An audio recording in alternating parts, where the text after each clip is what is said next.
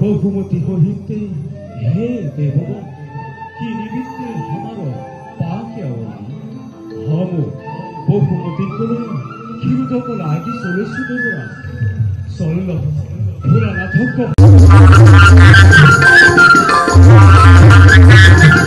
নমস্কাৰ, সমগ্ৰ গ্ৰাম্য ভূমি গুৰুজনাৰ পদধূলাৰে ৰঞ্জিত। এই গ্ৰাম্য ভূমিক আমি সদায় সজাল কৰি ৰাখিবৰ কাৰণে আধ্যাত্মিক আৰু সাংস্কৃতিক পৰম্পৰা আমি ধাৱমান এটা দিশেৰে আমি লৈ গৈছোঁ। এইখিনি কৰিবলৈ যাওঁতে সমগ্ৰ অসমৰ 42 ৰাইজৰ আৰু স্থানীয় সকলো জনগোষ্ঠীৰ সহযোগত আমি কাৰ্যসূচী যিকোনো ধৰণৰ সাংস্কৃতিক আৰু আধ্যাত্মিক কাৰ্যসূচী আমি ৰূপায়ণ কৰোঁ। আমাৰ মহাৰাসখনি আজি পঞ্চদশ শতিকাৰ সাংস্কৃতিক যিটো পৰম্পৰা তাৰেই এটা গ্ৰাম্য ভূমিৰ অংশস্বৰূপ।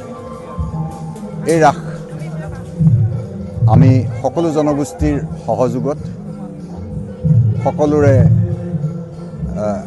আমাৰ একান্তভাৱে আমাৰ একেলগে থাকি বসবাস কৰা সকলৰ লগত আমি উদযাপন কৰি আহিছোঁ। এই বছৰো ব্যতিক্ৰম নহয়। এই বছৰ ৭৫ বছৰীয়া মহাৰাজত জয়ন্তী হিচাপে আমি উদযাপন কৰিছোঁ।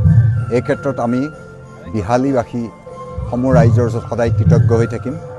আমাৰ প্ৰতি যিখিনি সহৃদয়তাৰে স্নেহেৰে সৈতে সহযোগিতা আগবঢ়ালে আমি পৰম কৃতাৰ্থ।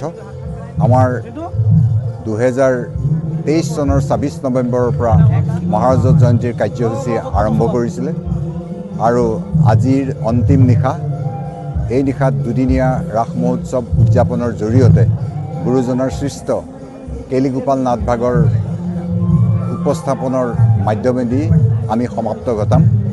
আৰু আমি এটাই সদায় হৃদয়ত ৰাখি আমি আগবাঢ়িছোঁ, কৃষ্ণ সংস্কৃতি যাতে বিৰাজমান হৈ থাকক, গ্ৰাম্য ভূমি আমি যাতে জগত সভালৈ লৈ যাব পাৰোঁ তাৰ আমাৰ এটা আন্তৰিক প্ৰয়াস আৰু প্ৰচেষ্টা আমি ৰাখিছোঁ।